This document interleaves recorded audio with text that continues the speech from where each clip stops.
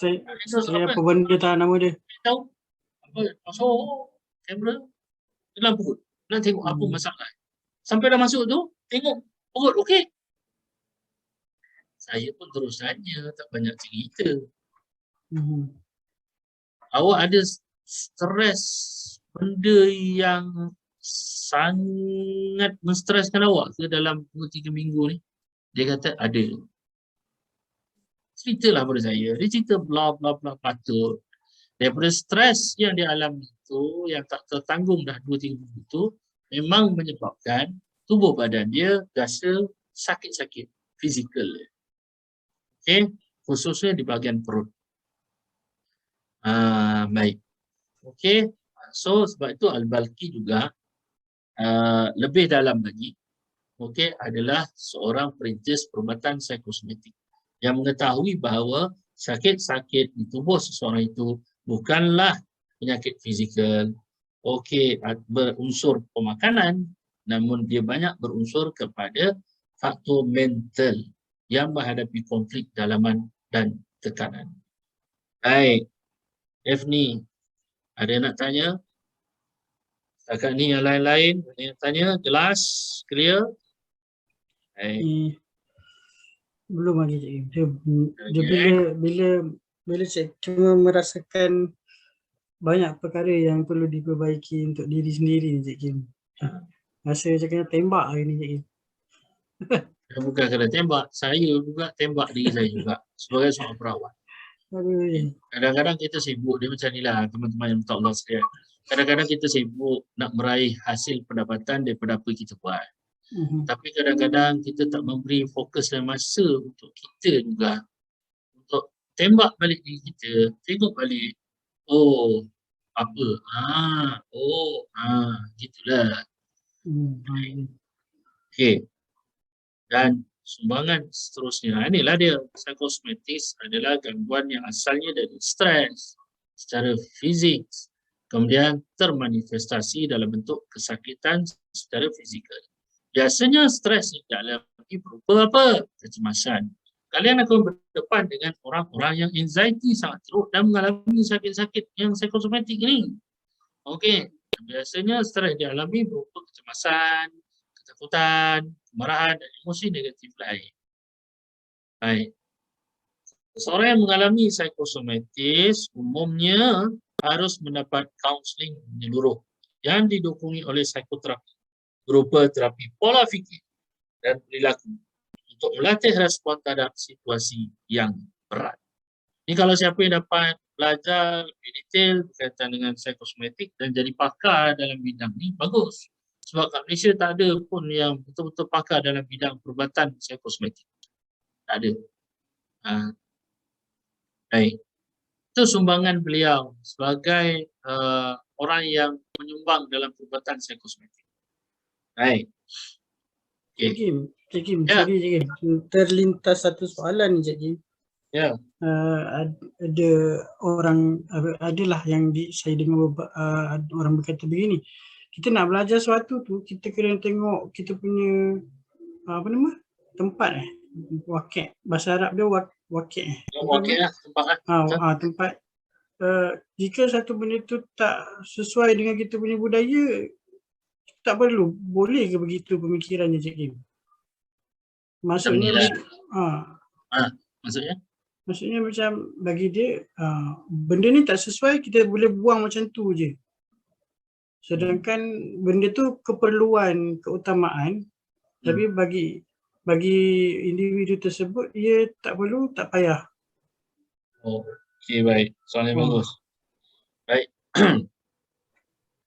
Pasal apa Nabi suruh sahabat-sahabat utlubul ilma walau bisin. Untuk ilmu walau kena gaji.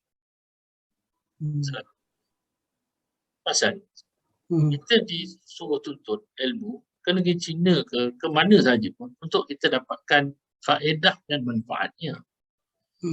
Walaupun wakil tempat itu katakan, hai, kau pergi belajar di mana di tempat kau belajar itu dikelilingi oleh orang-orang penjahat.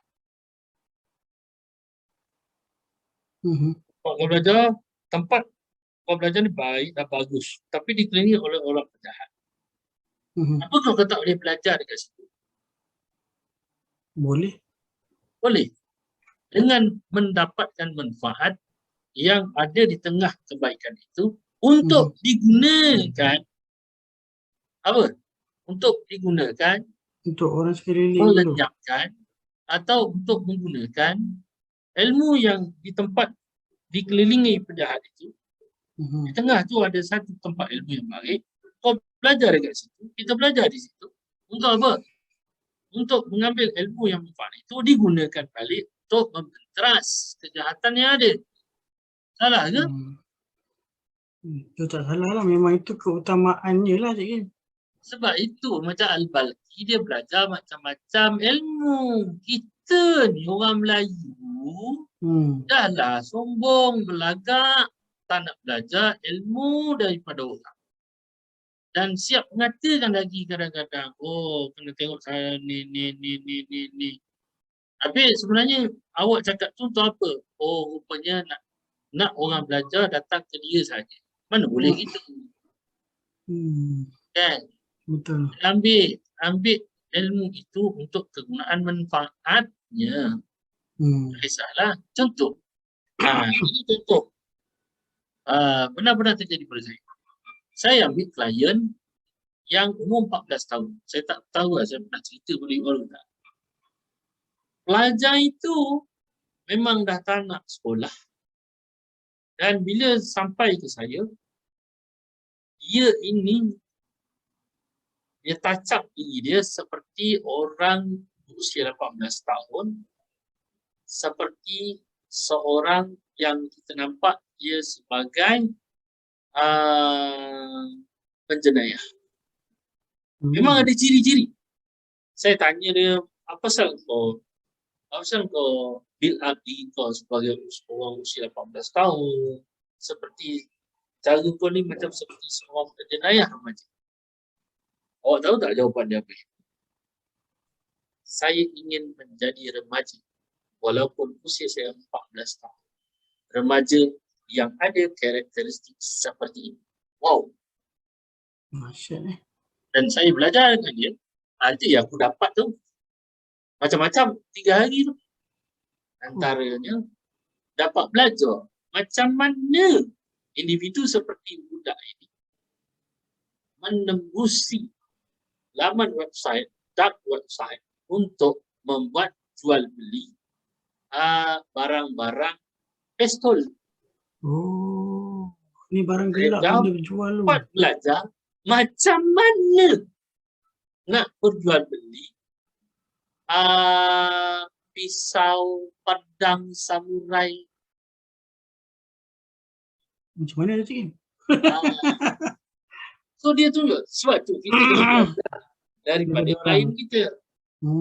Daripada belajar dari klien itulah kita boleh pulihkan. Oi, dapat. Itu banyak pengalaman bahagia bagi saya lah. Maknanya contoh, tak boleh ke seorang perawat macam kita belajar sesuatu daripada penjenayah atau klien yang buat hal depan kita ni. Dengan niat kita, bila kita dapat balik ilmu dia tu, kita guna balik ilmu dia tu untuk menyihatkan dia balik. Salah ke? Tak, Cik Kim. Tak salah. Inilah ini poin yang Nabi tuntut. Kalau belajar dalam NLP kan hipnoterapi pun, teori-teori tu ada menyatakan benda-benda tu kita tak boleh memilih supaya kita kenal orang tu. Gitulah. Sebab tu kalau kita nak dapat cepat, kalau polis nak dapat cepat tangkap penjenayah, dia mesti menggunakan orang yang pernah melakukan jenayah. Macam nak kejar, kita nak kejar ni rempit, guna orang rempit juga. Orang rempit juga.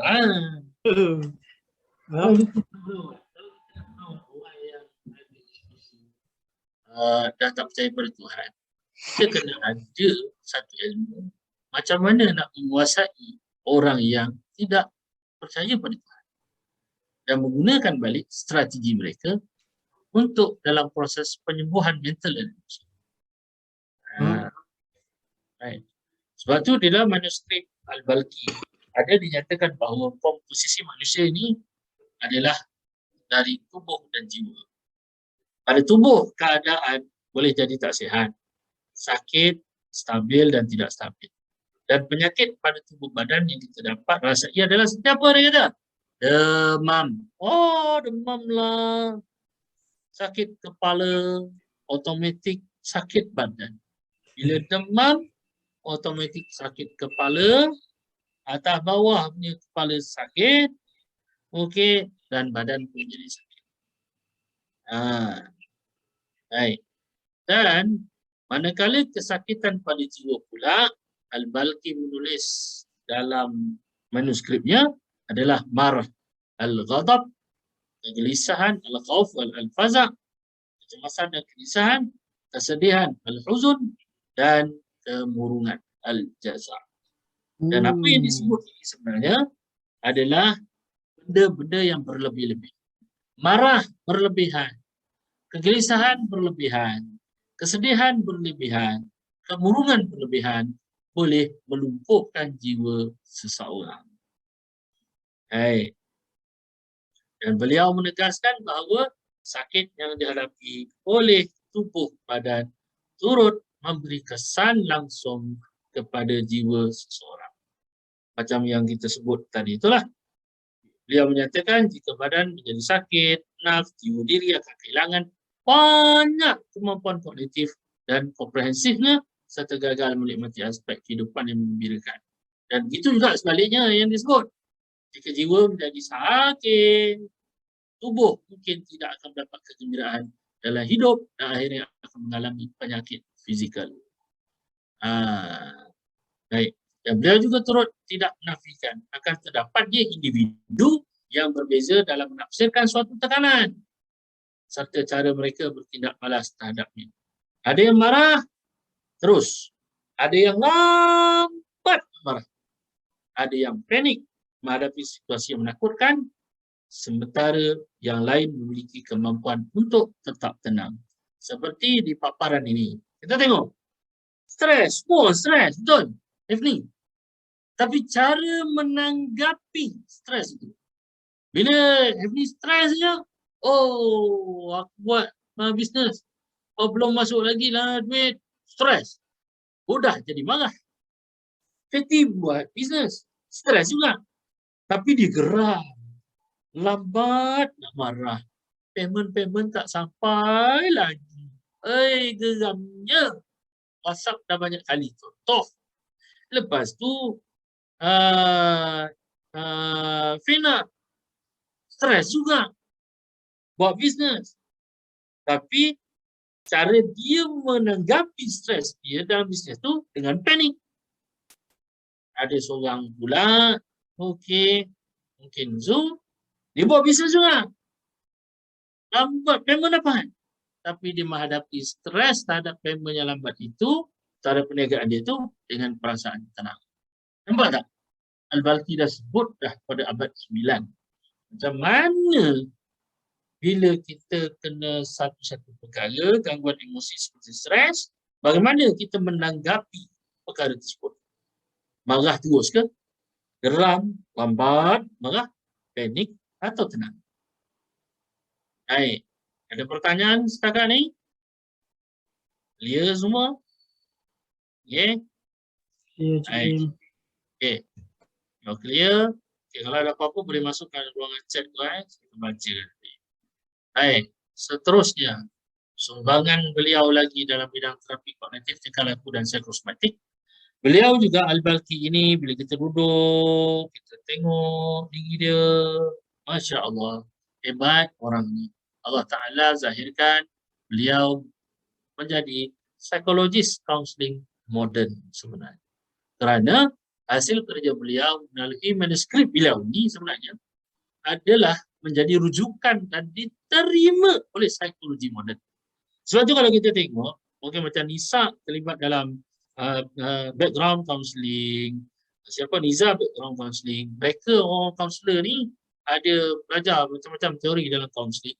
Dan sebenarnya teori-teori dalam kaunseling itu, kaunseling moden itu sebenarnya telah dicetuskan oleh hasil kerja daripada Al-Balkhi.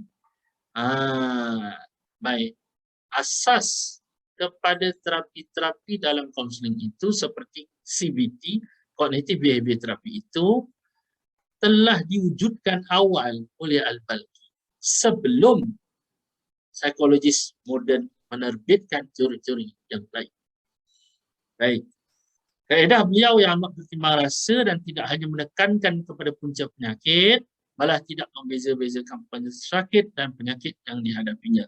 Ini adalah pendekatan yang sangat diperlukan dalam psikoterapi moden kerana sebahagian besar hanya membatasi usaha terapi untuk orang sakit dan bukan sebagai bentuk penyembuhan psikologi bagi mereka. Ingat, kita sebagai terapis, kita mengendalikan klien, bukan hanya klien orang yang sakit sahaja ya.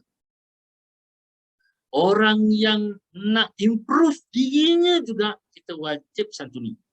Faham Hefni dengan rakan-rakan yang lain? Faham. Makna kata tugas kita ni sebagai terapis ke, sebagai coach kesihatan mental ke, bukan nak rawat orang yang sudah sakit saja. Namun orang yang memerlukan intervensi awal sebelum diri dia jadi sakit. Sebab tu kita kena educate mereka. Macam mana nak educate? Ya, buatlah kelas-kelas. Simple kelas-kelas. Tengah jam, kongsi ilmu. Educate lah. Baik. Clear.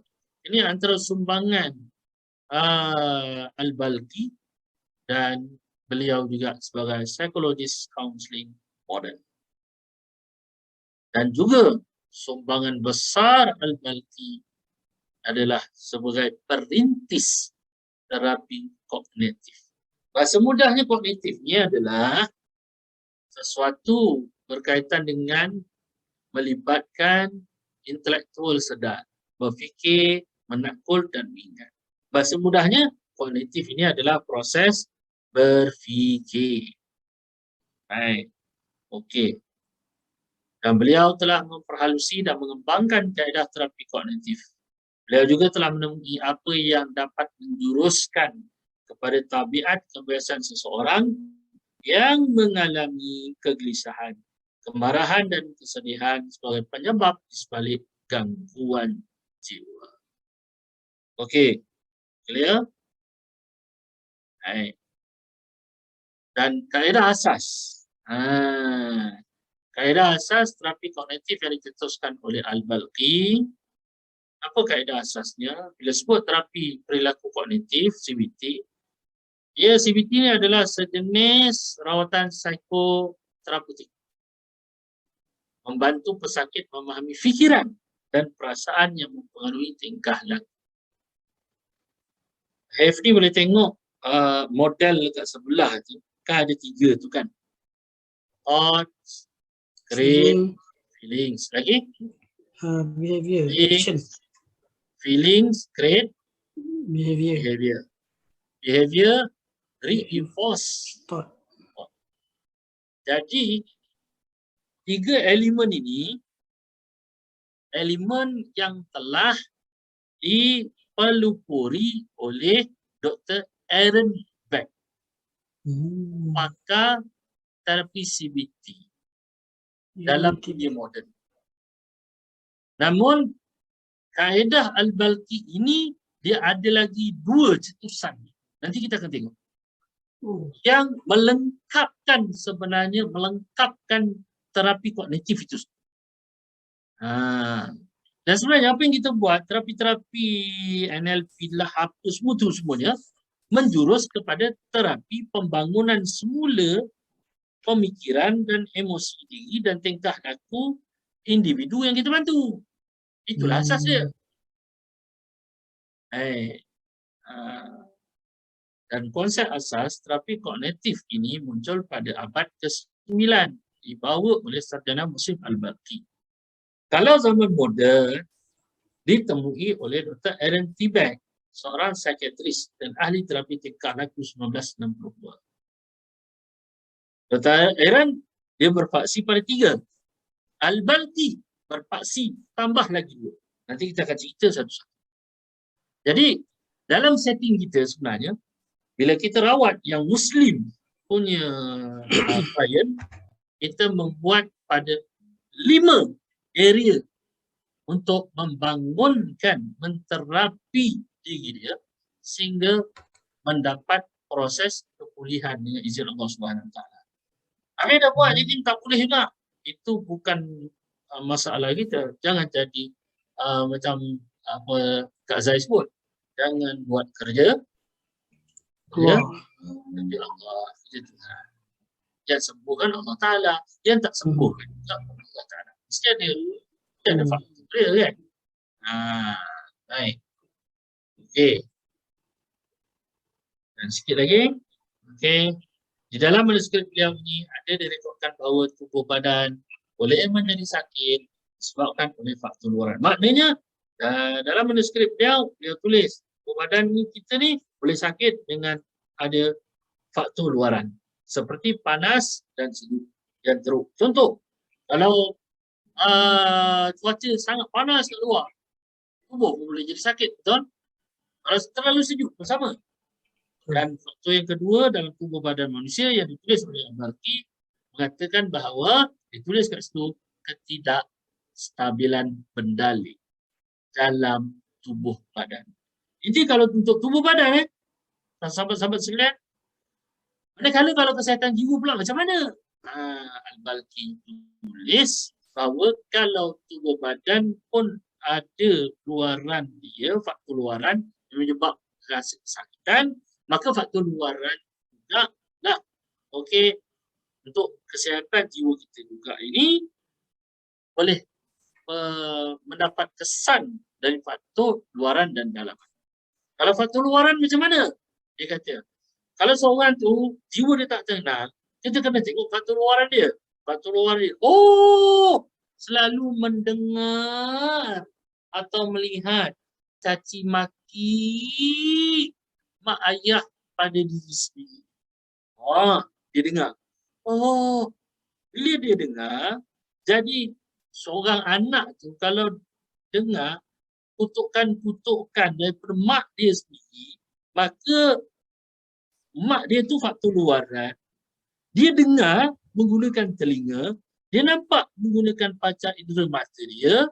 Okey, maka anak itu akan mengalami perasaan ketakutan terhadap apa yang mak dia kata atau benda yang dikatakan pada dirinya, kerana yang diterima itu adalah kata-kata keji dan nista. Ini Hefni, kalau awak cakap dengan orang-orang yang educated terhadap anak-anak mereka yang Hefni rawat, Fenty rawat, Fena rawat, mereka kebanyakan takkan terima faktor luaran ini. Padahal inilah punca utama pada sakitnya anak-anak.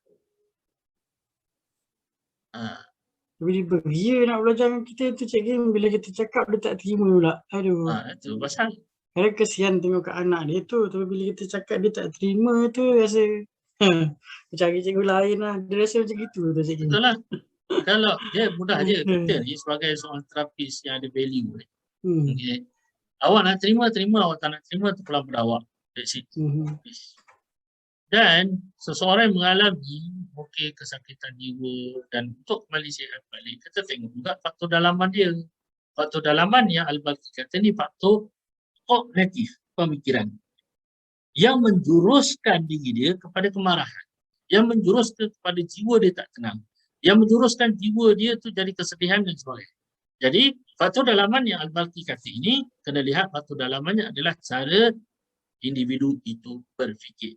Tidakkah ini dinamakan sebagai kognitif punya kaedah, kognitif terapi. Tingkahlah. Baik. Okey. Cukuplah dulu pada tengah hari ini. Baik, saya buka pada pertanyaan. Okey, sebelum kita rehat. Silakan. Ada 3 soalan ni. Tak apa. Tanyalah.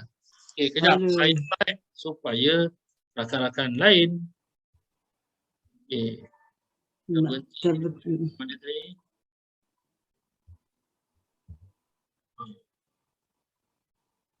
Baik. Jua menjadi sakit. Okey. Okey. So, silakan. Apa pertanyaan awak? Dia pertanyaan untuk memahami dan pertanyaan untuk mendapat jawapan lagi. Okey. Bagus. Jadi kat Silakan. sini soalan pertama tu dah terjawab tadi. Yang kedua,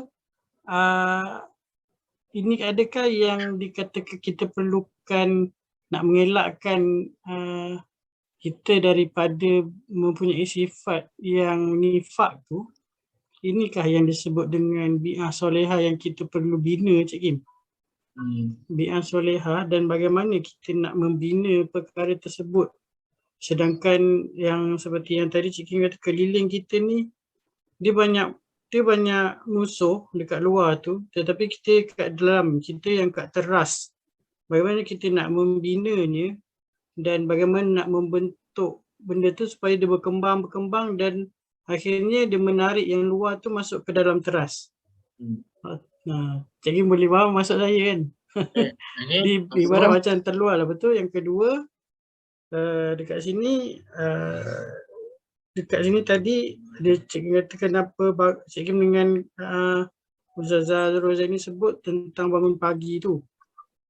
Adakah ini yang dikatakan kalau pagi tu serta dengan satu kata-kata saya tak ingat daripada siapa, katanya kenapa kita kena bangun pagi, kerana pagi itu oksigen tu tidak ada nafas-nafas orang munafik. Betul saya dengar begitulah, wallahu alam. Saya terdengar, saya tak ingat siapa yang berkata benda tu. Adakah maksudnya tu begitu, Cik Kim? Dia begini, baik, soalan yang bagus. Kemukakan pertanyaan itu. Okay. Persekitaran baik, okay, memang kita perlukan satu persekitaran baik lah. Okay. Membentuk satu persekitaran baik. Persekitaran yang baik ini terbentuk daripada mana? Terbentuk bermulanya daripada mana? Persekitaran baik bermulanya daripada mana? Dari mana? Jawapan mudah. Dari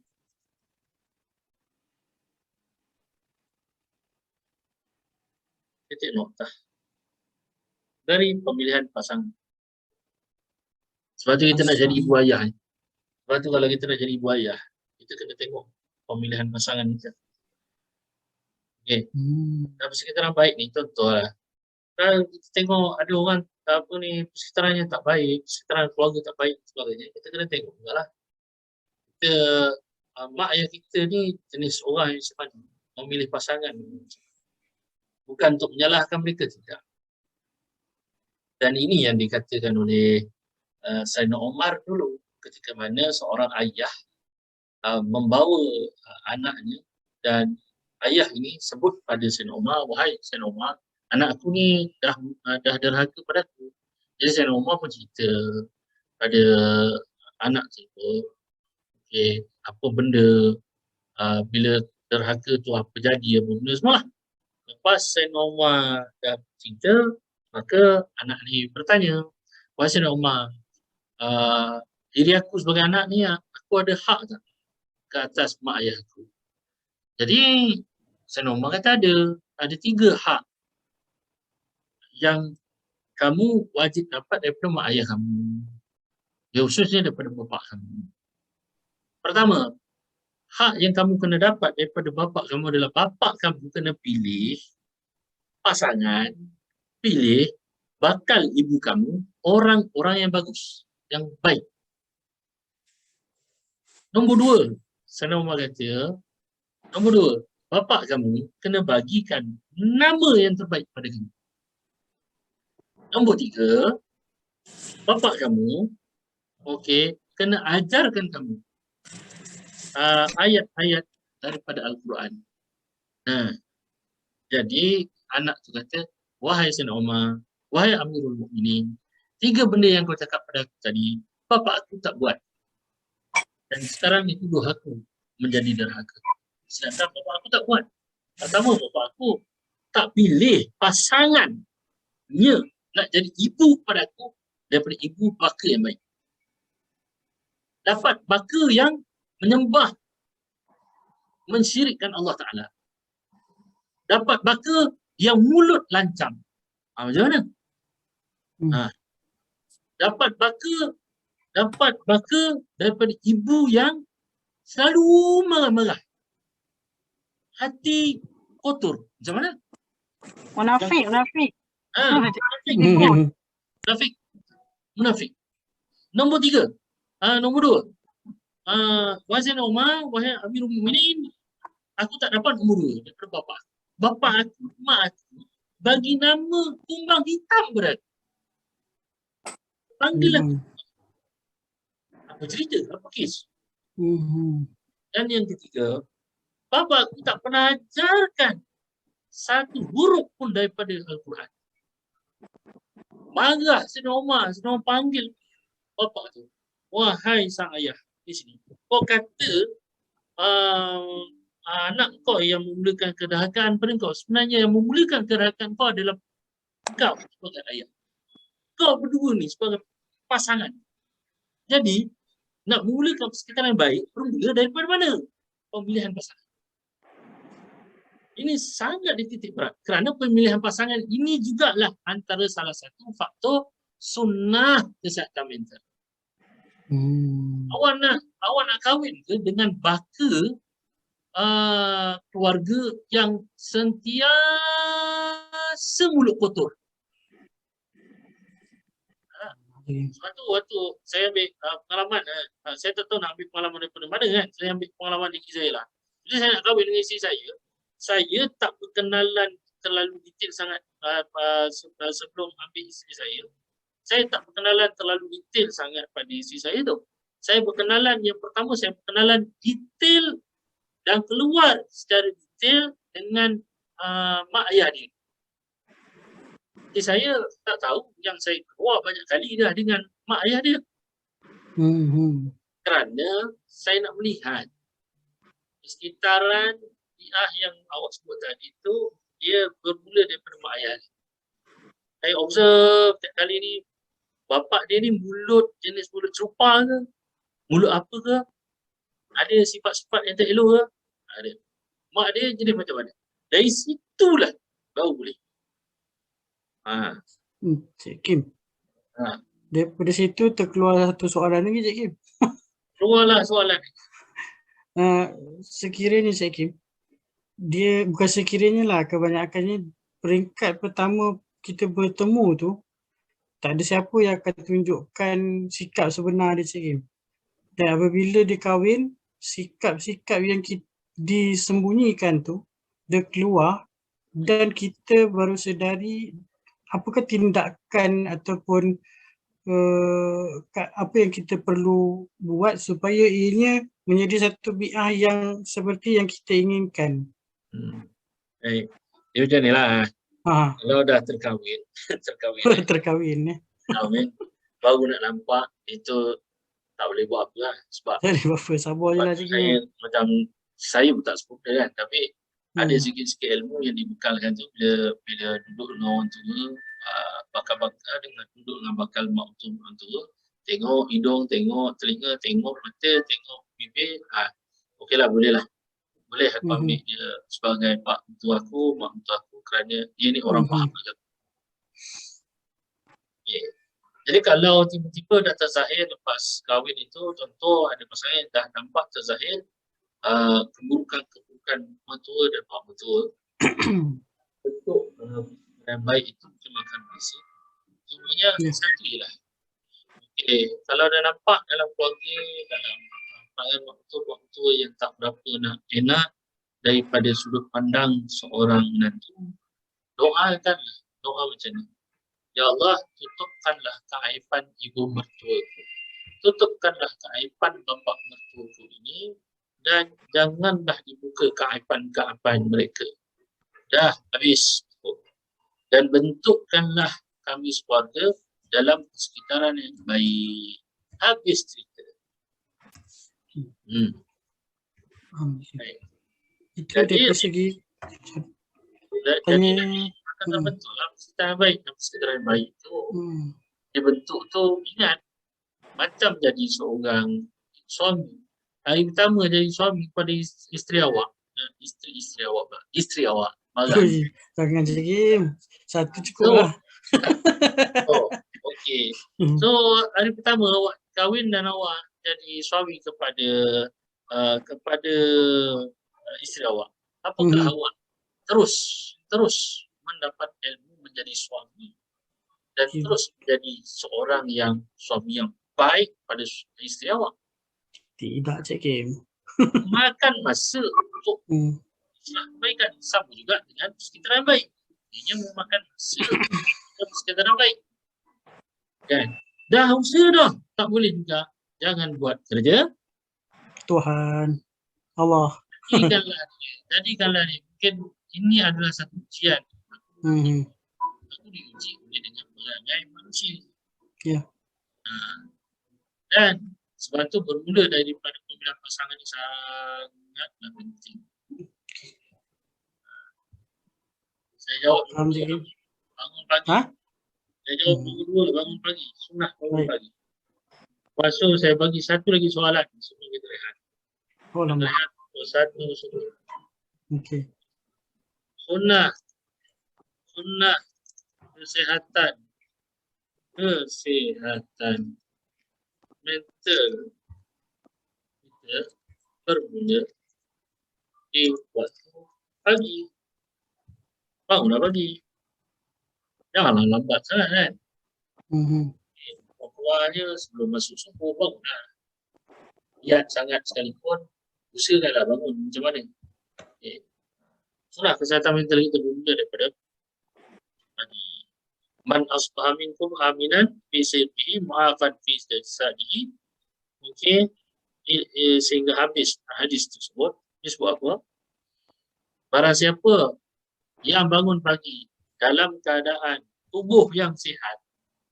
Al-Balqi pun ada sebutkan tubuh yang sihat dan aman.